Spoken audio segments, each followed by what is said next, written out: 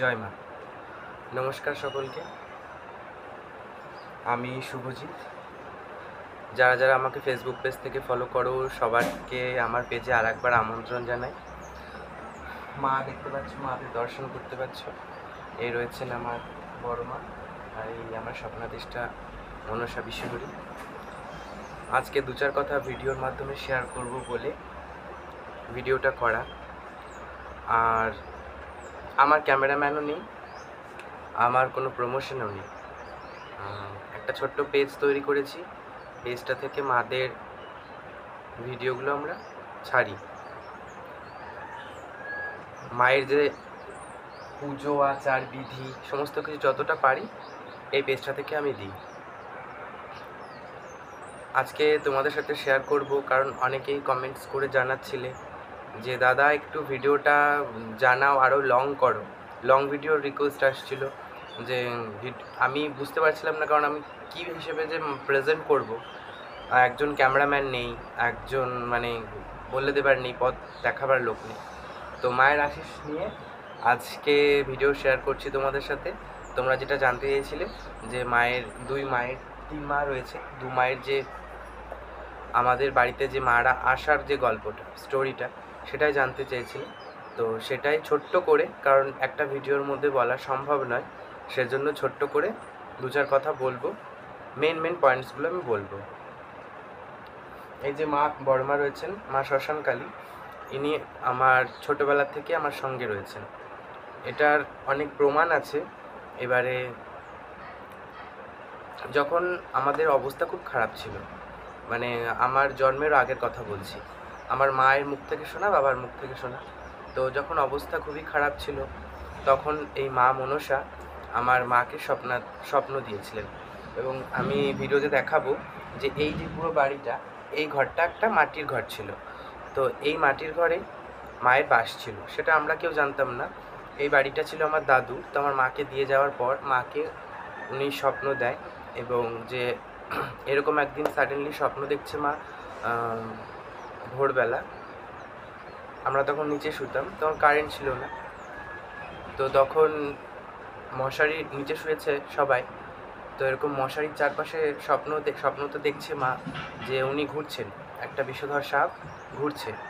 তো সেই সময় মা বাবাকে বলে যে দেখো সাপ আমার মেয়েকে মেরে ফেলবে। তো বাবা কি করে, কাঁথা পেঁচিয়ে হাতের মধ্যে সাপটাকে ধরে ছুঁড়ে দেয়। ছুঁড়ে দিতেই ঠিক ওই জায়গায় যেখানে মায়ের আসন গড়া, ঠিক ওখানে একটা দুয়ার রয়েছে, দেখতে পাবে তোমরা, অনেক ভিডিওতেই দেখা হয়েছে। ওই দুয়ারে মা একটা বাচ্চা মেয়ের রূপ ধারণ করে এবং বলে যে আমাকে ছুঁড়ে ফেলছিস, আমি তোর ঘরে রয়েছে, আমার পুজো কর, আমি তোর হাতে পুজো নিতে চাই, তোর বাড়িতে আমার এখানে বাস। তো মা বলে তুমি কে? তো বলে আমি মা। তো কোন মা? না, মা জিজ্ঞাসা করে যে তুমি কোন মা, অনেক মাই রয়েছে। তো তখন মায়ের যে স্বরূপে আমরা পুজো করি, এই স্বরূপ মাকে দর্শন করান। মা পদ্মাবতী পদ্মের উপরে বিরাজমান। তো দেখায় এবং বলে যে আমি আছি তার প্রমাণস্বরূপ। দিনে দুবার ঘন্টা বাজবে অটোমেটিকলি, তুই ঘন্টা রাখবি। মা এইভাবেই বলে, যেটা শোনা আর কি, ঘন্টা রাখবি, আমি যখন আসবো আসলে দুবার, প্রত্যেক দিন দুবার করে ঘন্টা নিজে থেকেই বাজবে। তো তখন আমাদের অত্যন্ত অবস্থা খারাপ যাওয়ার কারণে মা কিন্তু পুজো করতে পারেনি। একটা ফটোতে মায়ের একটা ফটো ছিল, তো সেই ফটোতে ধূপধুনা দেওয়া হতো। এটাই একটা ভিডিও, গল্প, আর গল্প ঘটনাটা আর কি। আর তারপরের থেকে আমার মায়ের পিছনে পড়ে, এরকম এক রাতে 5টা করে উইয়ের ঢিপ উঠতো এবং একই রাতে উঠতো। সকালবেলা সেই ঢিপটা কেটে ফেলা, পরিষ্কার করা হতো। প্রথম পরিষ্কার করার ফলে আবার মাটি টাটি দিয়ে বন্ধ করার পরে আবার ঘুমানোর পর রাত্রেবেলা আবার পরের দিন 5 মাথা করে উইয়ের ঢিপ 1-1.5 ফুটের উপরে উঠতো। ওর ছোটো কোনো দিনও হতো না। তো তখন অতটা বুঝতে পারেনি যে এটা হয়তো মা। স্বপ্ন পেয়েছে যে এইটাই যে মা, এটা তো কেউ বুঝতে পারলেও হয়তো একটা ঘরের মধ্যে সম্ভব নয়, কারণ আমাদের তখন আরও ফ্যামিলি মেম্বার বেশি ছিল, দাদু দিদা ঠাকুমা সবাই ছিল। তো ভেঙে ফেলা হতো প্রত্যেক দিন। গরম জল, গ্যামাক্সিন, বলতে আজকে খারাপ লাগলেও এগুলো করেছি সেজন্যই বলছি। গরম জল, গ্যামাক্সিন, ইটের টুকরো, নুন, সমস্ত কিছু দেওয়া হতো, কিন্তু মাকে কিন্তু আটকানো যায়নি। আজকে এখানে বন্ধ করলে আর একদিন অন্য জায়গায় গিয়ে উঠতো। এভাবেই মা উঠতে থাকতো। তো বন্ধ হয় না। একজন এসেছিলেন আমাদের নিয়ে চেনা পরিচিত, ঠাকুরই পুজো করে, তখন আমি ছোট। তো তখন উনি কিছু করে ক্রিয়া করে বন্ধ করে দিয়েছিল। তারপর থেকে আমাদের সংসারের অবস্থা আরও খারাপ হয়ে যায়। তো তারপর যখন আমি বড় হই, আমি গল্পটা শুনতাম মায়ের মুখে যে এরকম ব্যাপার। আশেপাশে যখন বাড়িটা ভাঙা হয়, মানে মাটির থেকে যখন অ্যালবেস্টার দিয়ে সিমেন্টের বাড়ি করা হয়, তখনও আমরা বাড়িতে ছিলাম না, মিস্ত্রি কাজ করছিলেন। মিস্ত্রি দাদাদের বলে দিয়ে গেছিলাম যে আমরা নেই, আমরা জানি মা রয়েছে, মার সেভাবে আড়ম্বরে পুজো না হলেও মা যে রয়েছে মাকে মানি এটুকু জানি। তো মিস্ত্রিদের বলে দিয়ে গেছিলাম যে কাজ করবেন না, তবুও তারা কাজ করেছিল। তো যখন আমরা বাড়ি ফিরছি তখন আমাদের যে গ্রামের সমস্ত লোক এক হয়ে বলছে তোমাদের বাড়িতে বিরাট বড় দুটো শাক সকাল থেকে বসে রয়েছে, কাজ করতে দেয়নি। মিস্ত্রিরা ভয় পালিয়ে গেছে, মানে কাজ করতে দেবে না। কারণ মায়ের বরাবরই ইচ্ছে, মা মনসা আমাদের ঘরের মায়ের, যে আমার ঘরটা মাটির থাক। সেজন্য দেখো এখনও আমরা কিন্তু বেদিটা মাটিরই রয়েছে, উপরে সিমেন্ট দিয়ে পয়েন্টিং করা, ফুল করতে পারিনি। তো এরকমই গল্প ছোট ছোট অনেক বিষয় রয়েছে। তারপরে আসে বিশ্বাসের কথা। বিশ্বাসের কথা মানে একটা ভিডিওতে বলা সম্ভব নয়, প্রচুর রয়েছে মিরাক্কেল মায়ের।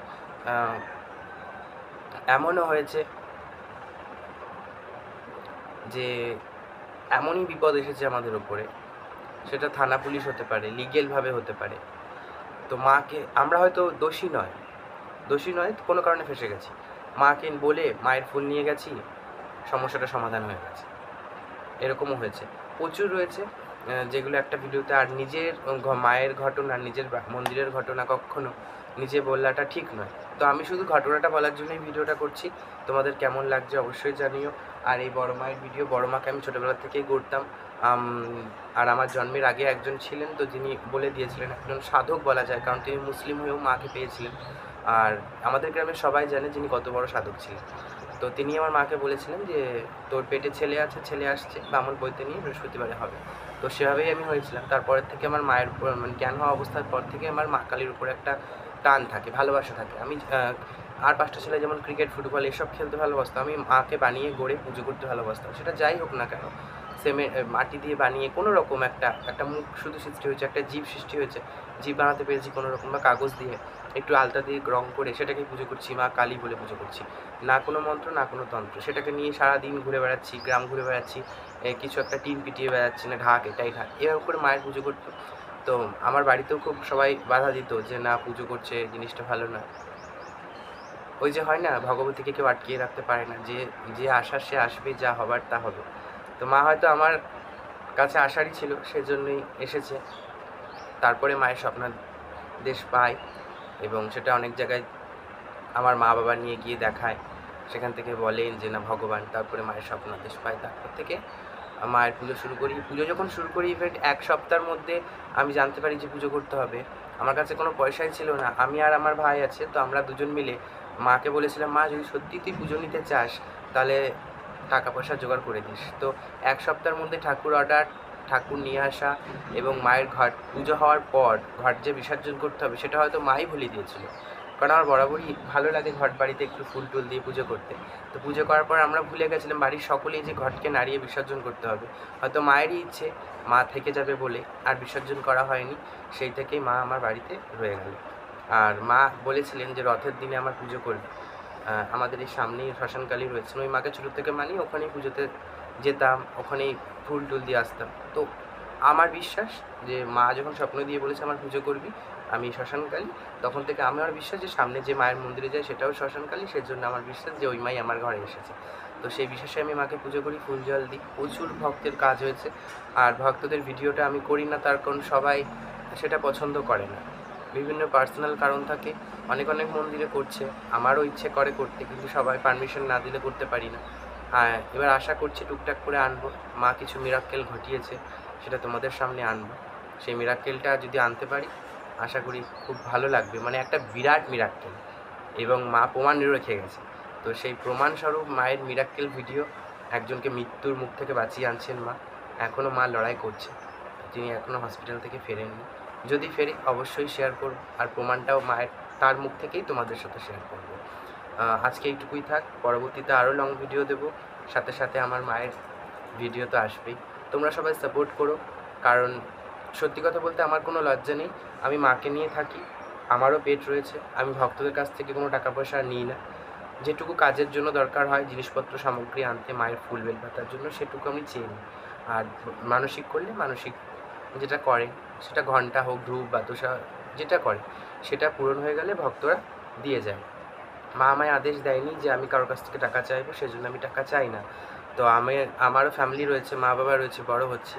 তো আমি বিভিন্ন ফেসবুক পেজ, ইউটিউবের পেজ, তাদের সাথে যোগাযোগ করেছিলাম যে আমার মন্দিরটা প্রমোট করার জন্য। তো অনেকেই রয়েছে যারা কিছু টাকা পয়সা চাইছে, তো আমার কাছে দেওয়া ওটা সম্ভব নয়। সেজন্য আজকে আমি ডিসিশন নিই যে আমি সবটাই করতে পারি, আই ক্যান ডু ইট। তো সেজন্য আমি ভিডিওটা করছি, যাতে করে প্রচার হয়। মায়ের প্রচার খুব প্রয়োজন, ভক্তদের মধ্যেই প্রচার হয়, ভক্তদের মধ্যে কতটা প্রচার হবে, মানে তার থেকে বেশি প্রয়োজন। আর মাও বলেছে, সেজন্যই ভিডিও করছি, যাতে প্রচার হয়। আর কারণ আমার মাথার উপর আমার ফ্যামিলি রয়েছে, তো আমার বরাবরেরই ইচ্ছে আমি মাকে নিয়ে থাকবো। আমার কাছে প্রচুর কাজের অপশান রয়েছে, কিন্তু আমি মাকে ছেড়ে দিতে চাইছি না। আর চাইছি না, পাশাপাশি একটা বিজনেস স্টার্ট করতে চাইছি, তো সেটাও তোমাদের সাথে শেয়ার করব। দেখা যাক, সামনের মাস থেকে আমি হয়তো একটা বিজনেস স্টার্ট করব। তো যাই হোক, মায়ের আশীর্বাদে তোমরা যে যেখান থেকে ভিডিওটা দেখছো, লাইক কমেন্ট করে শেয়ার করে রেখো। আর এখন তো সবাই ফেসবুকে একটু ভাইরাল হচ্ছে, তো সোশ্যাল মিডিয়াতে ভাইরাল হচ্ছে, তো সেটাই চাইছি যাতে করে একটু মায়ের প্রচার হয়। সৎ উদ্দেশ্য, কোনো অসৎ উদ্দেশ্য নয়, যাতে করে মায়ের মন্দিরটা একটু প্রচার হয়। সঙ্গে থাকবেন, কেমন লাগলো জানাবে। নমস্কার।